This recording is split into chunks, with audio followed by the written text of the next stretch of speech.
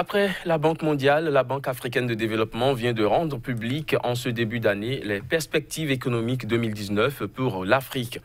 Selon ce rapport annuel, les performances économiques générales du continent continuent de se redresser et la croissance du PIB devrait même atteindre 4% en 2019, puis 4,1% en 2020. À travers ce document, on note que le continent évolue dans une bonne dynamique malgré la continuité de certains problèmes structurels. Le rapport annuel 2019 de la Banque africaine de développement met l'accent sur la façon dont l'instauration de la zone de libre-échange continentale pourra contribuer à la prospérité économique de l'Afrique, mais aussi sur comment l'industrialisation pourrait favoriser aux économies africaines des gains substantiels en termes de croissance inclusive et d'emploi.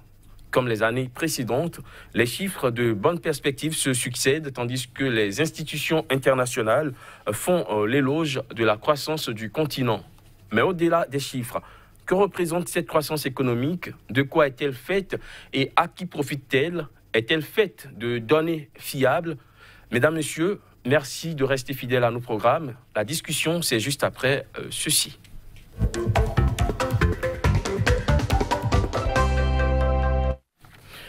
Pour ce numéro, j'accueille Jérôme Stéphane Tora. Bonjour. Bonjour. Analyste financier, vous êtes également spécialiste en finance et contrôle de gestion. Bienvenue. Merci. J'accueille également Albert Onloku. Bonjour. Bonjour. Professeur agrégé d'économie à l'université d'Abomey-Calavi au Bénin. Merci, professeur Onloku, d'avoir accepté l'invitation. Je reste avec vous, professeur Onloku. La Banque mondiale et la Banque africaine de développement ont sacrifié à la tradition. Elles ont publié chacune les perspectives économiques pour l'Afrique en 2019. Des documents qui parlent beaucoup de croissance économique et de PIB, produit intérieur brut. Ce sont des expressions que beaucoup entendent souvent, mais ne maîtrisent pas forcément. Avant d'avancer dans cette émission, dites-nous, professeur, de quoi s'agit-il concrètement quand on parle de croissance économique et de PIB? En fait, quand on parle de croissance économique, on parle en fait de la croissance du PIB. C'est le PIB qu'on utilise généralement. On peut éventuellement utiliser le PNB aussi. La différence entre les deux, c'est que quand on parle de PIB, on parle de produit intérieur brut, ce qui se produit à l'intérieur du Bénin, que ce soit par les nationaux ou les non-nationaux. Alors que quand on parle de PNB, c'est ce qui est produit par les nationaux, qui résident sur le territoire national ou ailleurs, ou en dehors du territoire national. Donc, je dis que la croissance économique dont on parle, c'est la variation en pourcentage du PIB de l'année T par rapport à l'année T-1, ou bien de l'année 2018, par exemple, par rapport à l'année 2017. Là, on donne la croissance économique en 2018. Et qu'est-ce qu'on appelle PIB? Au fait, on prend tous les secteurs de l'économie et on essaie de calculer ce qu'on appelle la valeur ajoutée. Quand on parle de valeur ajoutée, il faut voir... C'est la richesse générée, créée par le pays. La richesse créée par le pays. Pourquoi on dit ajoutée? Ajoutée par le travail, par la main-d'œuvre. Parce que tout ce que vous utilisez pour produire quelque chose qui ne vient pas de vous, lorsqu'on donne le prix global, le prix de ce facteur qu'on appelle consommation intermédiaire est compris aussi. Il faut l'enlever pour savoir ce que vous avez ajouté. Par exemple, vous produisez du coton que vous vendez peut-être, disons, à 10 000, et vous avez utilisé de l'engrais pour pouvoir produire ce coton-là, des pesticides. Ce que vous avez ajouté, ce que la main-d'œuvre a ajouté à la production, il faut prendre la valeur de la production et enlever ces intrants-là pour pouvoir avoir ce qu'on appelle la valeur ajoutée. C'est ce qu'on fait pour tous les secteurs de l'économie et on fait la somme globale de tout ça pour dire quelle est la richesse que le travail du pays a produite dans une année. C'est ça qu'on appelle le PIB. Donc quand on prend le PIB de l'année antérieure et le PIB de cette année, et on fait la différence et on divise par le PIB de l'année passée, on trouve ce qu'on appelle le taux de croissance économique.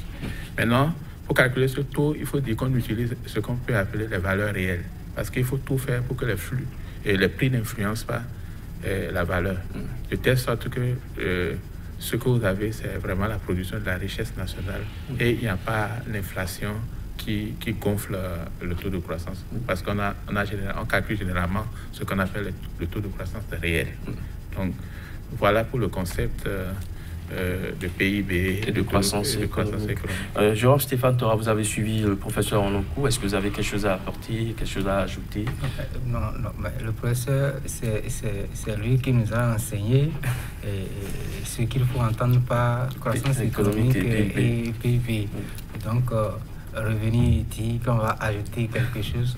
Nous allons donc avancer dans cette émission. Nous allons beaucoup plus nous focaliser sur le rapport 2019 de la Banque africaine de développement. Selon ce document, les performances économiques générales de l'Afrique continuent de se redresser. Je le disais tantôt dans l'introduction, 4% en 2019, puis 4,1% pour 2020, nous informe le rapport annuel de la BAD.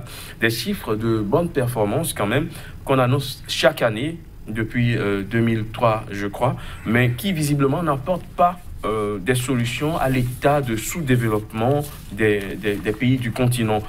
Comment peut-on l'expliquer, Jérôme Stéphane Tora? Non, en fait, je te remercie beaucoup par rapport au thème, de faire comprendre cet déphasage entre les taux de croissance annoncés par rapport à la vie de la population. Du coup, je voudrais faire comprendre que, en fait, le taux de croissance ne mesure que la richesse, et cette richesse-là, selon des contingences, selon des critères imposés par des institutions. Et ces institutions ne résident pas sur place. Ce sont les gouvernants et le peuple qui résident sur place et qui expriment des besoins donnés.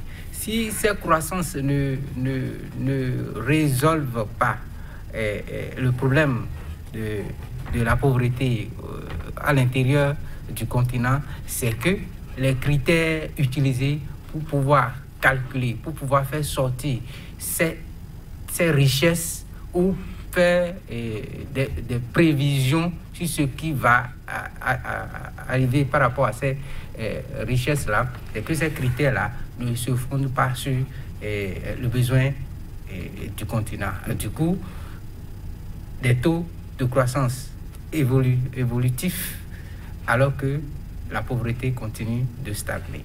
Voilà ce que je peux apporter. Professeur, comment peut-on l'expliquer? Des taux, je ne dirais pas exorbitants, mirobolants qu'on annonce pour des pays, 7% de croissance, mais cela n'a pas d'impact sur l'état de sous-développement de nos pays. Bon, ça dépend de comment on voit les choses. Hein. On peut voir le verre à moitié plein ou à moitié vide. Je ne peux pas dire que ça n'a pas d'impact. Ça a d'impact, mais l'impact n'est pas aussi rapide qu'on l'aurait voulu.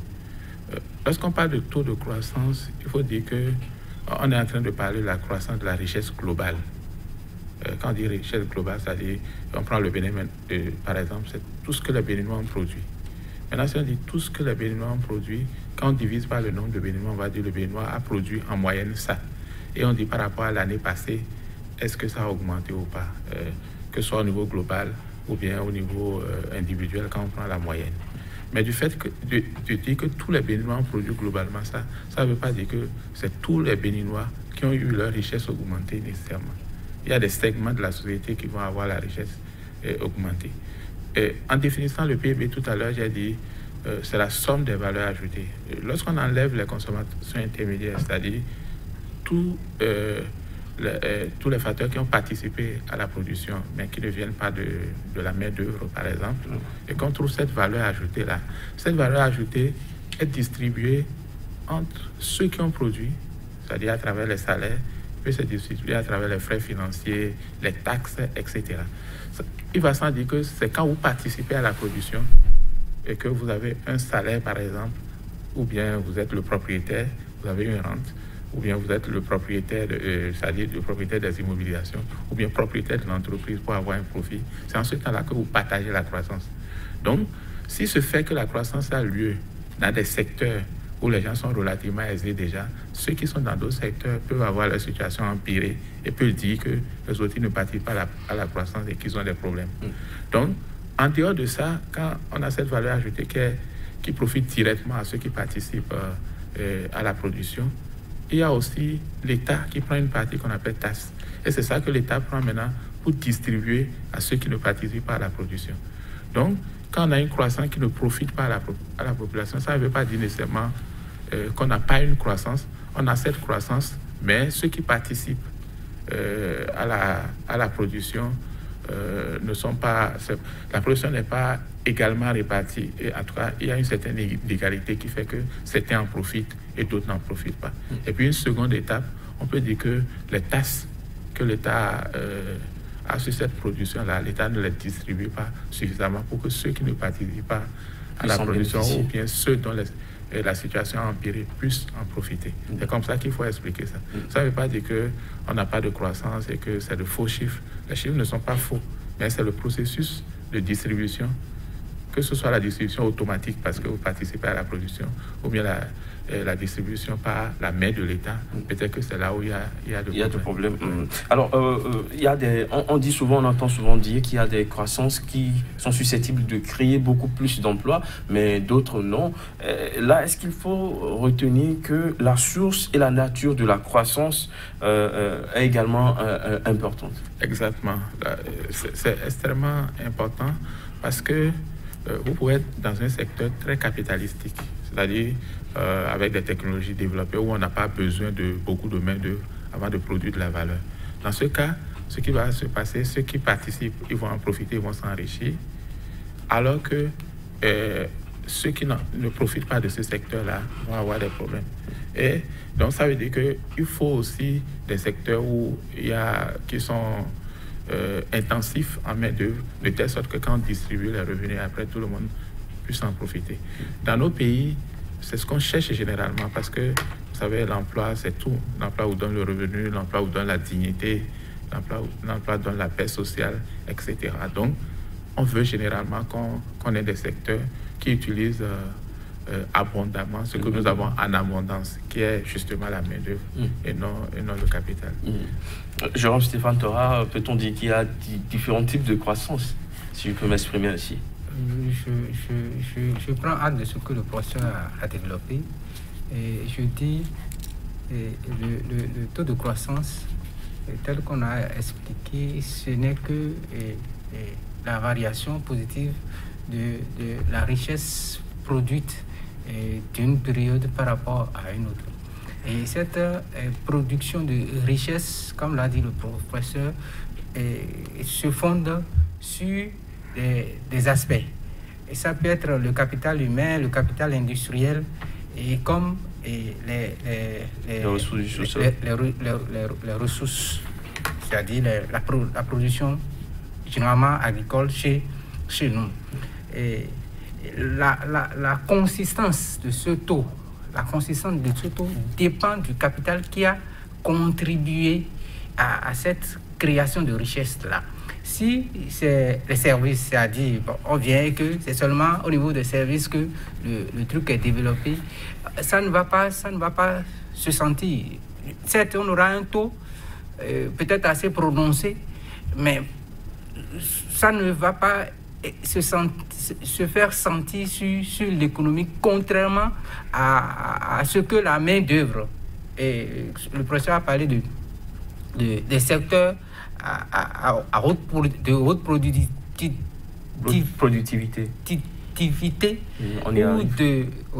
ou des secteurs qui absorbent assez de main-d'œuvre, c'est-à-dire le secteur industriel. Alors, ça veut dire quoi? Lorsque la croissance est fondée véritablement sur l'industrialisation, le développement industriel, c'est aussi consistant et ça se ressent sur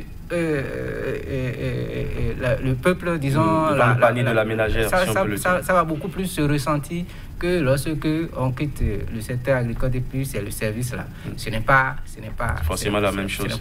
Non, c'est toujours de la croissance, mais sa pondérance par rapport à l'industrialisation n'est pas la même chose. Ce que vous voulez dire, c'est que si la croissance ne vient pas l'industrialisation, ça a beaucoup plus d'impact sur la population, sur les conditions de vie de la population, beaucoup plus que d'autres secteurs. C'est ça.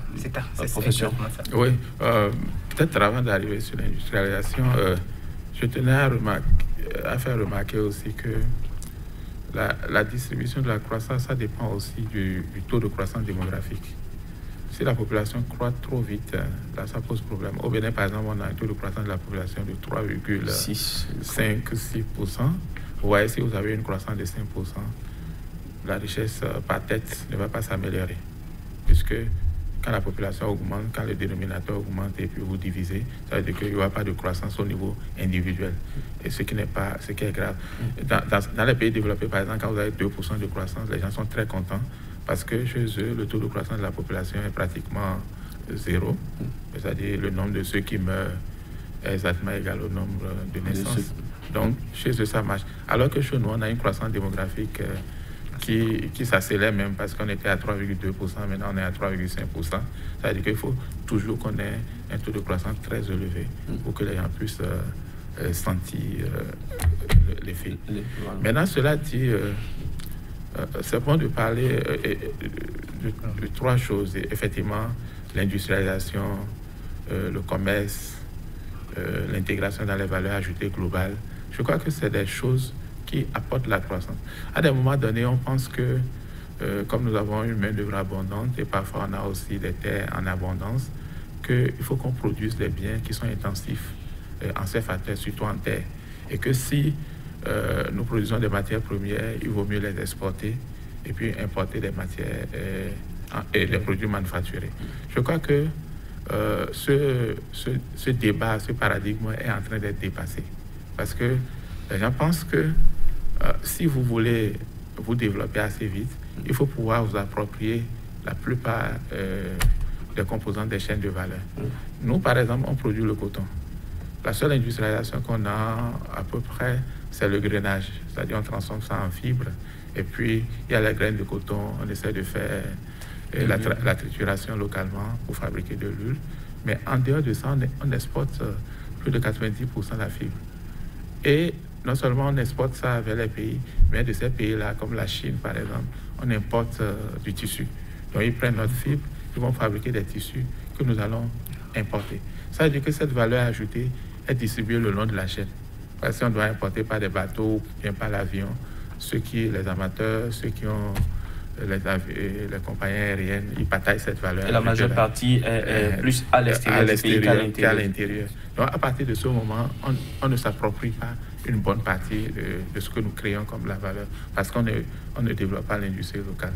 Et je crois que c'est ce que les gens sont en train de dire en disant il faut qu'on ait une industrialisation soutenable, mais il faut le faire, mais dans des domaines où nous avons bien sûr un avantage comparatif. Et puis, il y a le commerce global aussi, il faut s'intégrer dans le commerce global aussi. Je vous ai tous écouté, mais est-ce que cela voudrait dire que toute croissance tirée par autre chose que l'industrialisation ne profiterait pas au plus vite au développement? Bon, elles pourra parce que vous l'avez dit, l'industrialisation, par exemple, ça a un impact direct sur la population. Ce n'est pas forcément la même chose que, je dirais, le secteur touristique, par exemple. Non, je dirais, le secteur touristique, encore, c'est assez intéressant, puisque le tourisme, ça se passe à l'intérieur. Donc, ça va faire beaucoup plus d'entrée de flux que d'exportation de flux. Et là où le problème demande beaucoup plus de réflexion, c'est qu'on s'attache uniquement à la terre, c'est-à-dire à la composante production, disons, primaire, pour booster la croissance. Lorsque vous restez uniquement au niveau des produits et qui ne subissent pas de transformation, la terre n'est pas extensible, comme l'a dit le professeur. Donc, ça voudra dire que d'un moment à un autre, là, et cette richesse générée par la production tertiaire, là, bon, surtout agricole, cette richesse viendrait à son apogée. Du coup, si ce n'est que ça, l'effort de croissance va s'annuler. Or, si la production est soutenue par un secteur industriel, c'est-à-dire la transformation à un produit manufacturé, la valeur ajoutée resterait à l'interne ne serait pas partagée entre plusieurs autres acteurs. Donc, du coup, cette croissance soutenue par des chaînes de valeur va beaucoup plus impacter la production ou bien la richesse nationale que ce soit seulement au niveau du secteur, et puis on smash le secteur secondaire, c'est-à-dire l'industrialisation, pour rien que faire du commerce de brut, du commerce de nos matières premières. Ça va apporter de la richesse, puisqu'on va croître en richesse. Mais du coup, les richesses et les matières premières vont finir par s'épuiser, et nous n'aurons plus la main pour soutenir l'économie. C'est de cela qu'il s'agit. Professeur, les pays africains sont pour la plupart des pays miniers, des pays agricoles, des pays pétroliers. Le poids de l'industrie y est très faible et ne progresse pas forcément, voire cela regresse. On a connu une certaine régression même de l'industrialisation dans nos pays africains. Est-ce à dire que le développement est encore trop loin sans cette industrialisation? Oui, bon, c'est nécessairement loin. Parce qu'il faut... On doit nécessairement passer par ce chemin de l'industrialisation. On ne dit pas l'industrialisation tous azimuts. Après les indépendances, on a tenté ça. Il y a des pays qui ont tenté, ça n'a pas donné ce qu'ils voulaient. Là, il y a rien qu'on parlait d'industrie industrialisante. C'est-à-dire non seulement il faut industrialiser, mais il faut produire aussi les pièces de rechange localement. Il faut faire un certain nombre de choses. Mais ça n'a pas donné quelque chose. Mais ce qu'on voudrait dire, c'est qu'on a quand même des avantages comparatifs dans certains domaines. Ne serait-ce que pour la consommation locale. Vous imaginez chez nous, par exemple, les habits que nous portons, nos élèves et nos écoliers, les kakis qu'ils portent. Et au Bénin, on n'a pas une usine qui fabrique ça. Et on est obligé d'importer tout ça de la Chine. Donc, ça n'a pas de sens. Alors que nous produisons du coton que nous exportons là-bas, ils vont fabriquer et puis ils vont nous revendre. C'est ce que nous sommes en train de dire. Il y a des domaines dans lesquels nous avons sûrement des avantages comparatifs. Parce que vous ne pouvez, quand on parle de développement, c'est à la fois croissance économique, mais transformation structurelle de l'économie. Et je crois que nos gouvernants disent également qu'on veut transformer structurellement l'économie.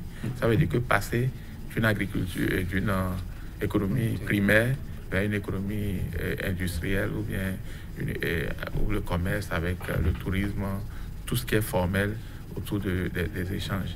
Donc, ce qui veut dire qu'on a besoin quand même de transformer notre économie si nous voulons avoir atteint vite le développement dans tous les cas. Ouais.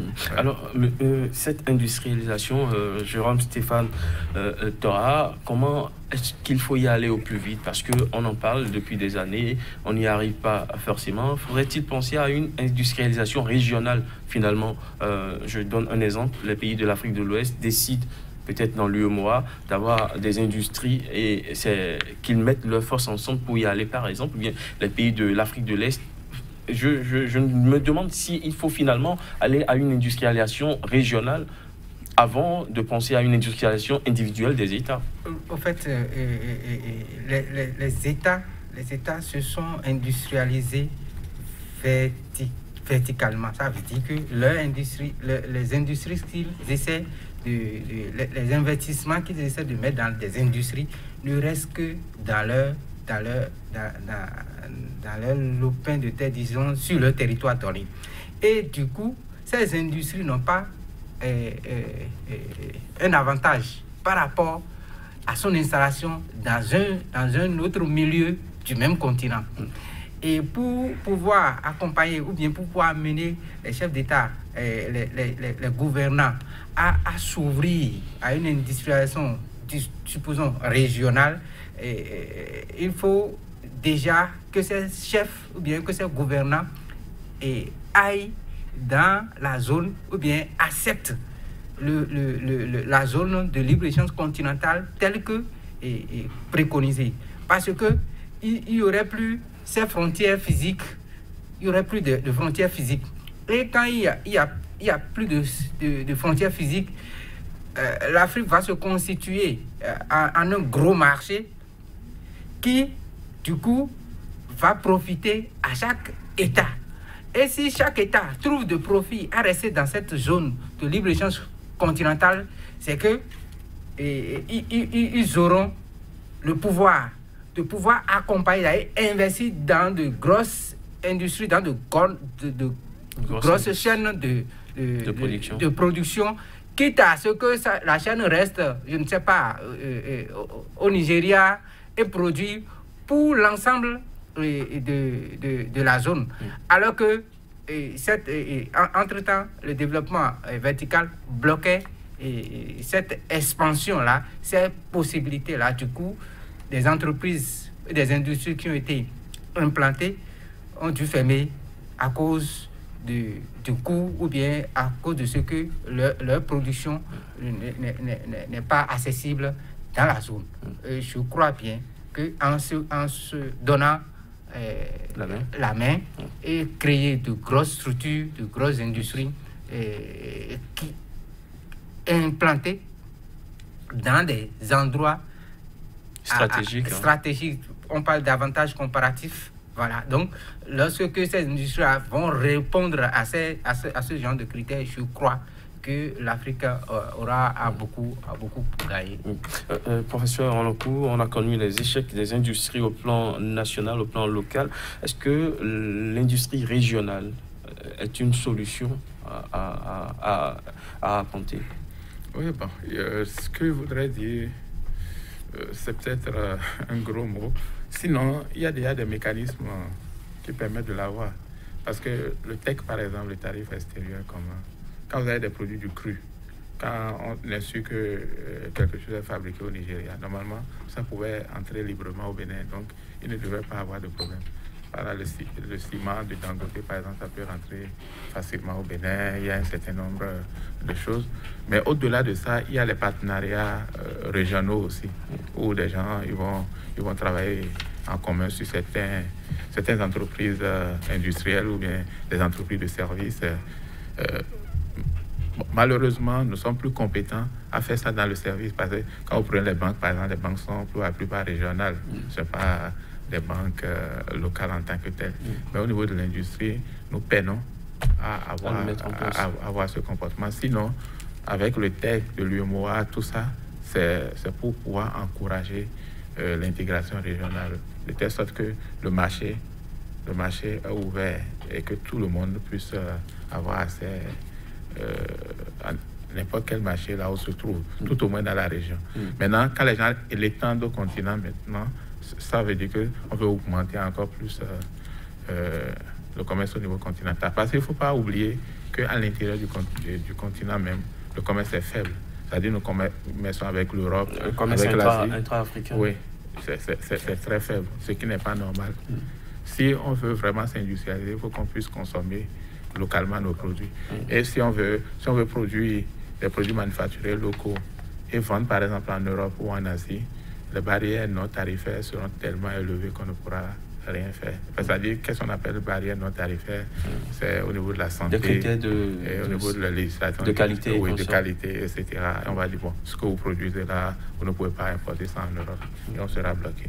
Donc, c'est pourquoi certains pensent qu'il faut favoriser la consommation locale. Et pour favoriser la consommation locale, il faut que les pays s'associent. Sous-entendant bien sûr les entrepreneurs des pays s'associent pour pouvoir avoir des champions dans plusieurs domaines. Alors, cette édition 2019 du rapport de la Banque africaine de développement met l'accent sur la façon dont l'intégration régionale pourra contribuer à la prospérité économique de l'Afrique. Alors, le rapport Perspective économique en Afrique 2019 révèle qu'une Afrique sans frontières constitue le fondement d'un marché continental compétitif et susceptible de devenir un centre d'affaires mondial. Et le rapport a également fait mention de l'accord de libre-échange continental signé en mars 2018 justement par 44 pays africains qui offre des possibilités d'avancées substantielles à tous les pays du continent. Mais cette zone de libre-échange continental, on a toujours l'impression que cela tarde à se mettre en place. Des pays traînent des pas, des pays hésitent toujours. Oui, bon, ça va d'autant plus tarder que les pays ne s'associent pas pour s'entendre d'une certaine manière. Moi, je pense que ce qu'il faut faire peut-être, c'est d'associer le gouvernement, les privés et même la société civile à une réflexion globale. On peut dire par exemple le Bénin vous produisez telle chose, bon, le marché local ne suffit pas à l'absorber, nous en avons besoin, il faut vous spécialiser dans ça, de telle sorte que quand vous exportez ça dans n'importe quel pays, quand ces pays ne produisent pas vraiment ça, les pays vont accepter naturellement. Alors que bon, l'autre pays, c'est ça qui...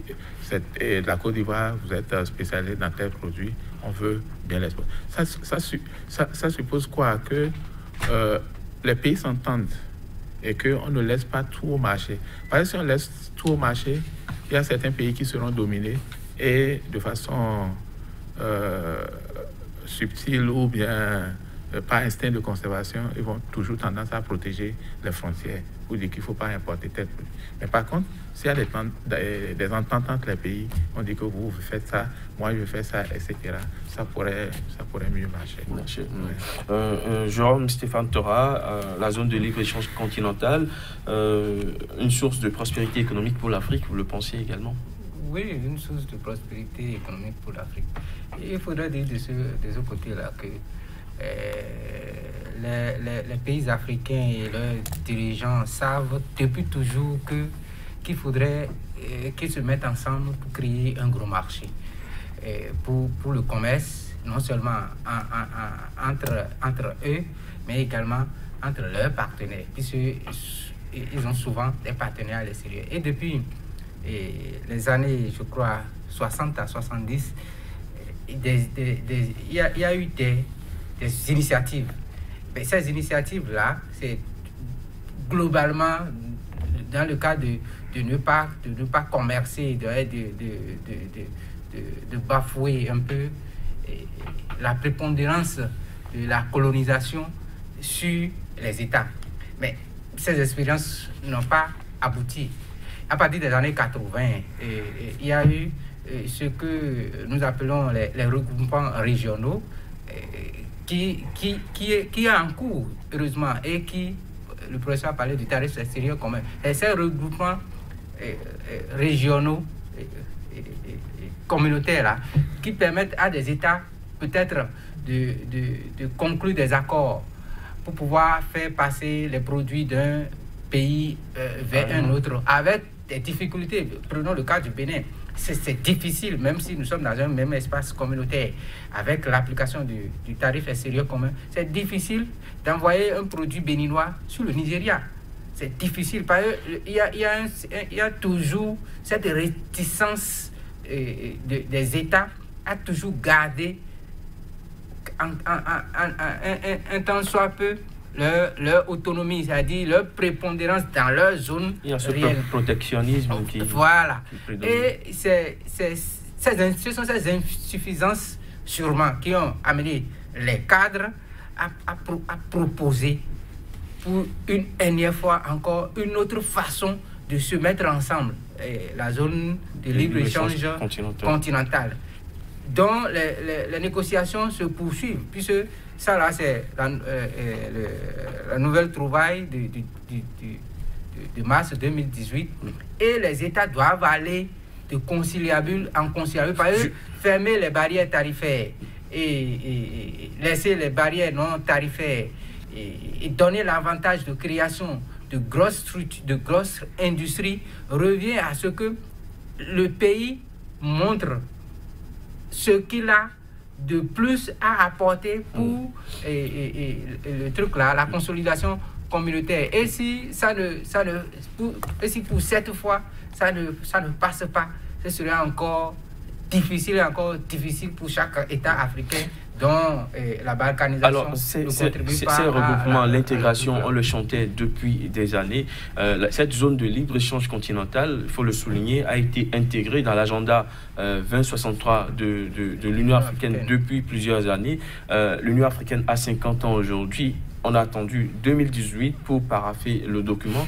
On sent qu'il n'y a pas cette volonté politique, finalement, d'aller à cette zone de libre-échange continental qui, finalement, comme le chantent les économistes, est la source, la planche du salut, finalement, de l'économie africaine. Oui, c'est ce que je disais. Je crois qu'on avait fait une émission ici sur la zone de libre-échange.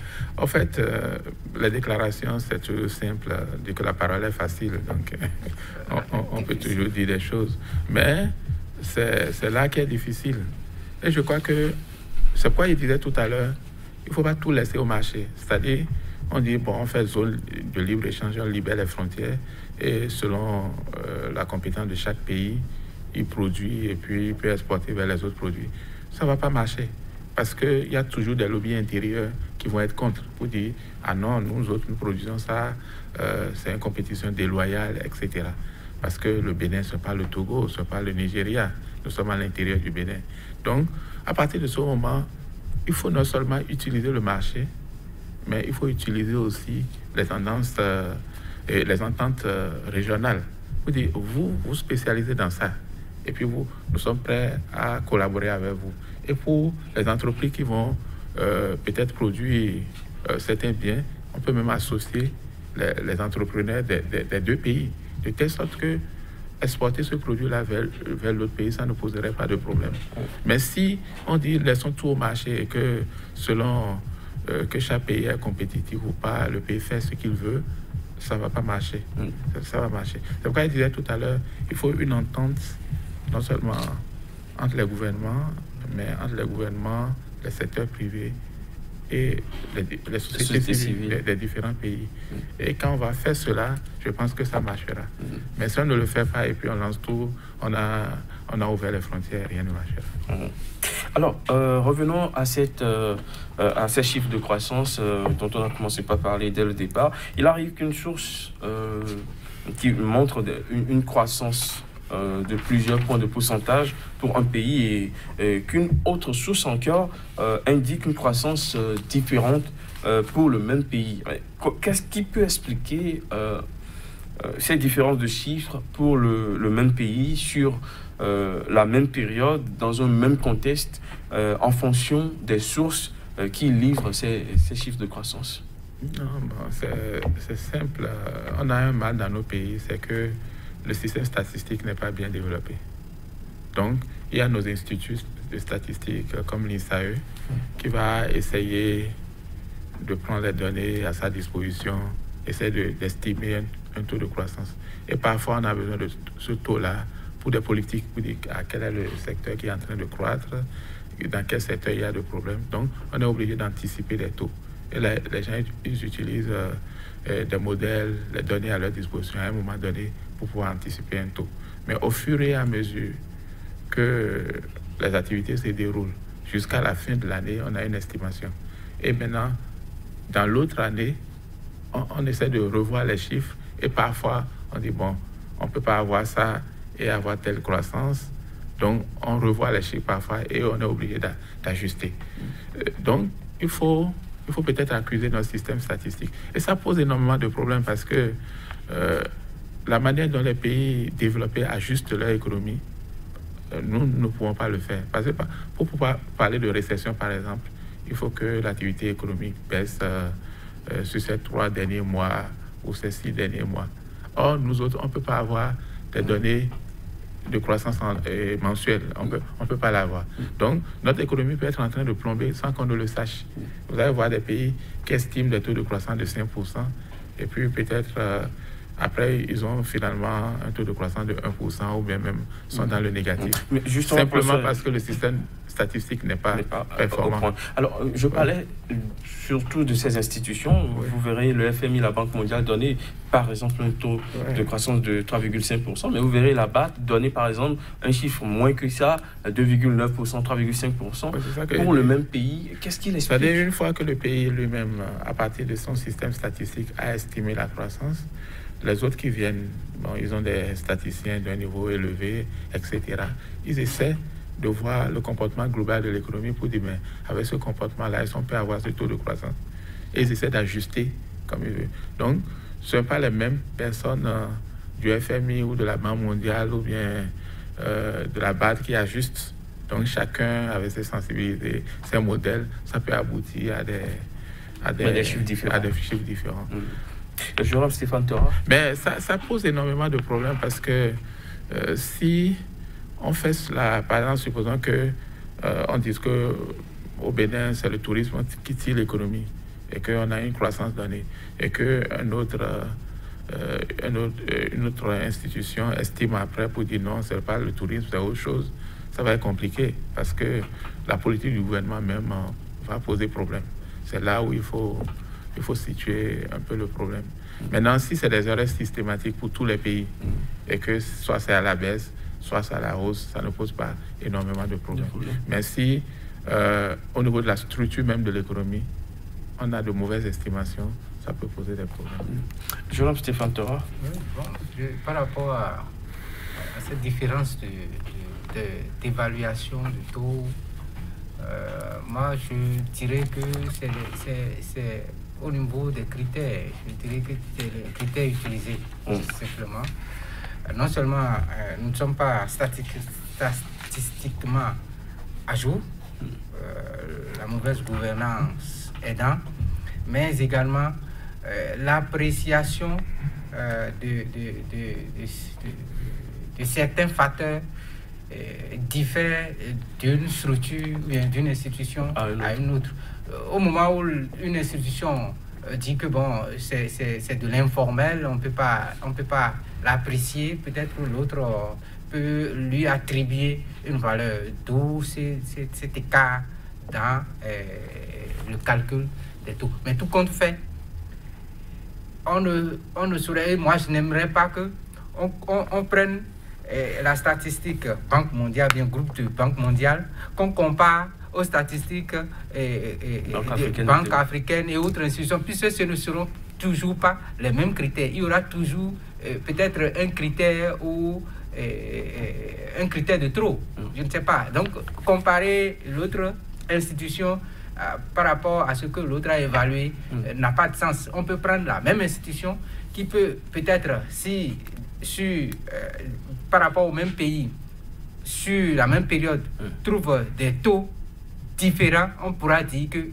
y a biais par rapport au calcul, par rapport à l'appréciation. Mais le problème, c'est que ces chiffres créent des problèmes au plan national, au plan politique. C'est ce que Pendant que le gouvernement se bombe le torse avec le chiffre le plus élevé, l'opposition va chercher le chiffre le plus bas et ça devient tout un cafouillage finalement, professeur. Ouais, je pense qu'au niveau politique, c'est pas...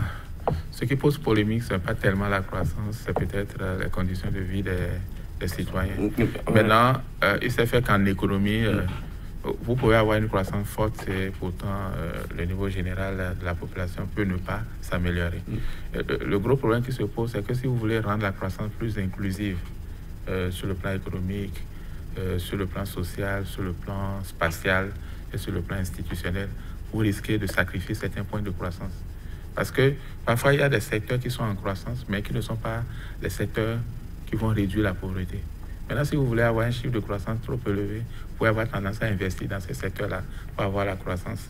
Mais au même moment, vous délaissez les secteurs où il y a les pauvres. Maintenant, si vous voulez investir plus dans les secteurs où il y a les pauvres pour avoir d'inclusion, vous pouvez sacrifier quelques points de croissance. C'est là où se pose le dilemme pour les pays africains.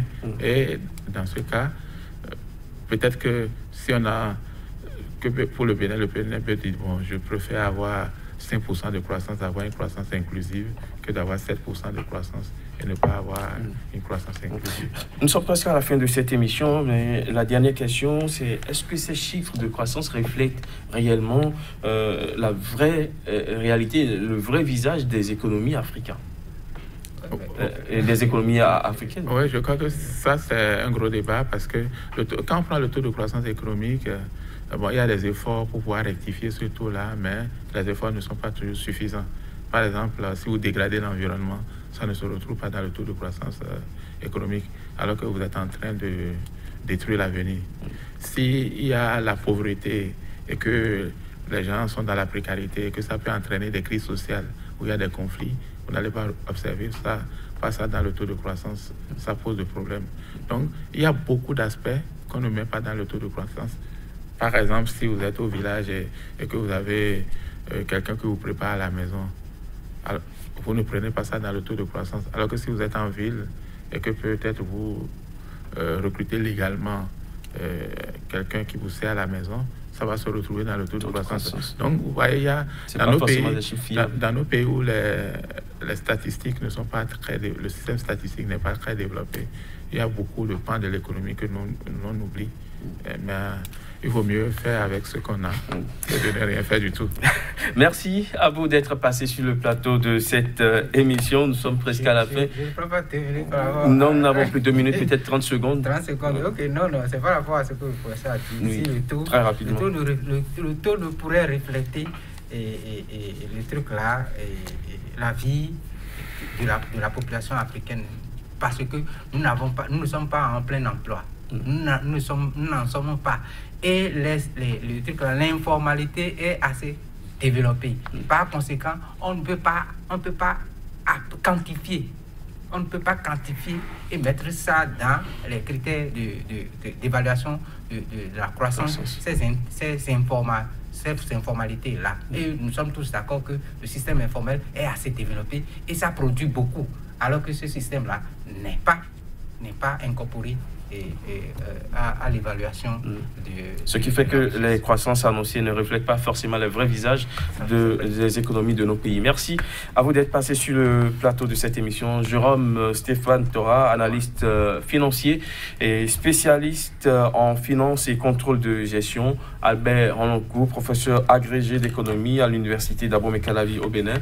Merci d'être passé avec vos différentes observations et analyses.